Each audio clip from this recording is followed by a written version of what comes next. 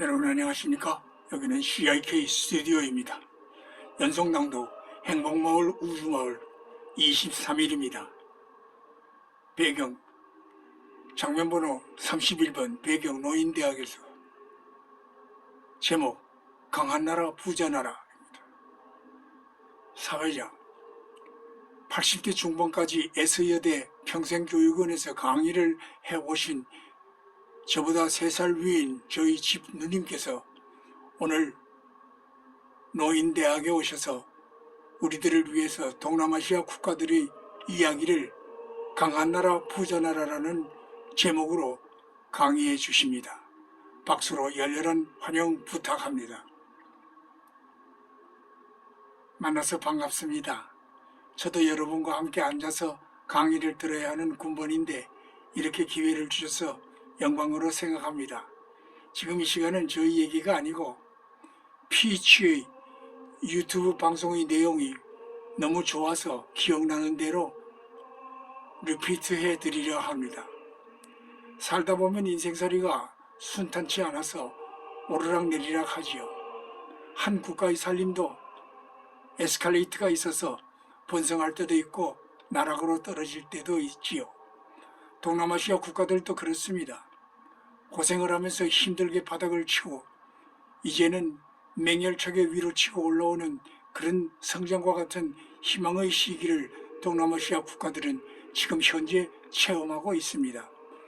1990년부터 2019년 사이 지난 근 30년을 돌아보았을 때 베트남의 GDP는 20배나 올랐습니다.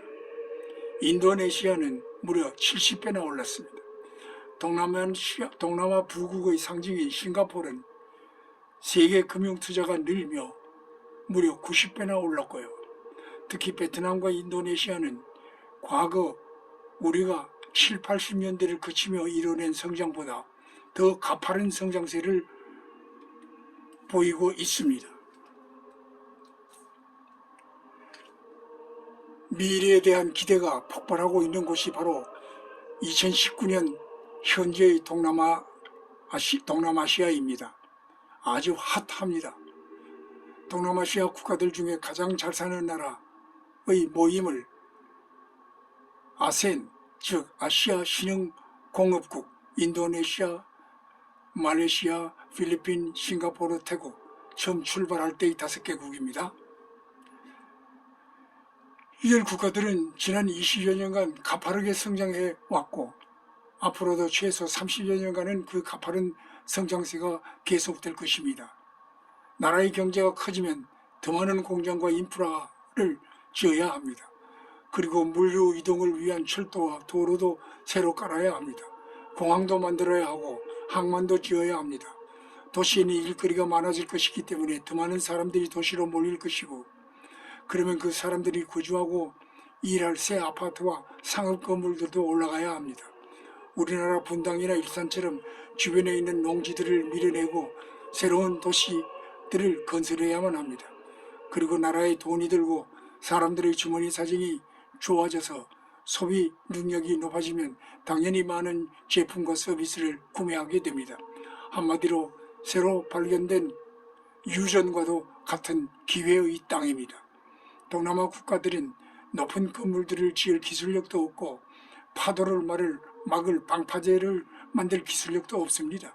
섬과 섬을 이어 전선을 연결하는 고압력 해저 케이블 연결 기술, 인터넷과 5G 통신 인프라 역시 100% 그런 기술을 이미 가지고 있는 나라는 한국입니다. 이런 기술력이 없는 신흥국가들은 다른 나라의 제품과 서비스를 구매하여 구축해야만 합니다. 동남아 국가 중 자동차 생산국은 없습니다. 그래서 자동차 역시 전량 다른 나라 자동차를 구매해야 합니다. 이런 모든 기술을 이미 가지고 있는 한국의 입장에서는 지금 동남아시아가 겪고 있는 이 대단한 성장의 시기는 그들의 성장은 우리 한국에도 그대로 성장의 기회인 것입니다.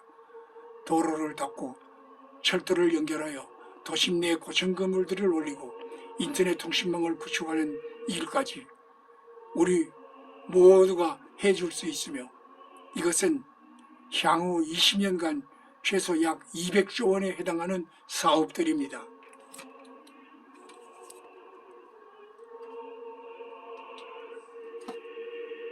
장면번호 32번 배경 노인대학에서 제목 강한나라 부자나라. 6.25 전쟁 때 한국에서 우리가 3년 동안 전쟁에 필요한 군수물자를 만들어 파는 것으로 패전으로 다 쓰러져가던 일본이 불과 3년 만에 아시아 최고 부자나라로 올라선 일을, 지금 동남아시아가 그런 처지인데, 그래서 일본은 오래전부터 그 기회를 포착하고 동남아시아 나라의 곳곳에 거대한 빨대를 아주 깊숙이 꽂아놓고 있었습니다. 일본이 지난 30여 년 동안 동남아시아에 직간접적으로 투자한 돈은 약 600조 원에 달합니다. 동남아시아에 가보신 분들은 잘 아시겠지만 그곳 도로에서 보이는 자동차의 약 90% 이상이 모두 일본 차입니다. 자국 자동차 브랜드가 있는 우리나라에서도 국산차의 점유율은 60%를 조금 넘는 수준인데, 하지만 동남아시아에서는 토요타와 혼다 같은 일본 차가 도로의 90%를 넘게 덮고 있습니다. 섬이 많은 필리핀과 인도네시아에 가면 다리가 유독 많습니다. 어떤 다리는 좀 짧고 어떤 것은 꽤 깁니다. 그런데 재미있는 것은 그 다리의 끝에 보면 그 나라의 국기와 일본의 일장기가 함께 새겨져 있는 경우를 보게 됩니다. 그건 모두 과거에 일본이 만들어준 것들입니다. 그런 식으로 도로와 기반 시설들을 많이 만들어 주었습니다. 그렇게 해주는 대신 일본은 해당 국가에서 자동차 판매 독점권과 관세 특혜를 얻었습니다. 그렇기 때문에 동남아시아에서는 거의 일본 차밖에 보이지 않았던 것입니다. 자동차를 예로 들었지만 일본은 7, 80년대 당시 형편이 어려웠던 동남아시아 국가들을 대상으로 많은 투자를 하여 해당 국가들의 여러 부분들에 대한 득점권, 독점권 내지 영향력을 장악해 왔습니다. 당연히 금융도 그 중 하나인데, 동남아시아 국가 중에 그 어느 곳도 일본에 엄청난 빚이 있지 않은 나라가 없을 정도입니다.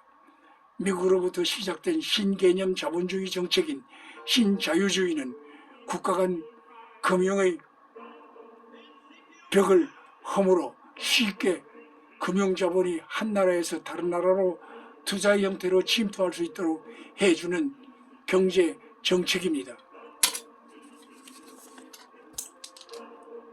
금융의 달인들인 미국의 월가와 영국의 로스차일드가 같은 90년대의 한국이나 지금의 동남아 같은 갓난 아기들을 모두 한 링 안에 가둬놓고 룰 없이 자유롭게 싸우라 하는 것이 바로 신자유주의 정책입니다.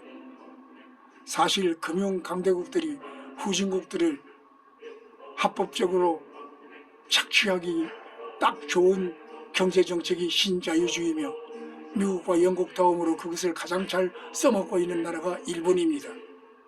그렇게 살지 못하는 나라들은 우선 금융부터 미국과 일본 같은 강국들에게 빼앗기게 되며 일종의 빚쟁이가 되어 나라의 모든 부분이 식민지화되는 것입니다. 다시 말하면 일본에게 동남아시아는 전쟁 없이 원조라는 싼 무기를 활용해서 생성된 새로운 형태의 식민지 사업장인 것입니다. 그런 사실임에도 불구하고 동남아시아 사람들은 우려와는 다르게 일본에 매우 호의적입니다.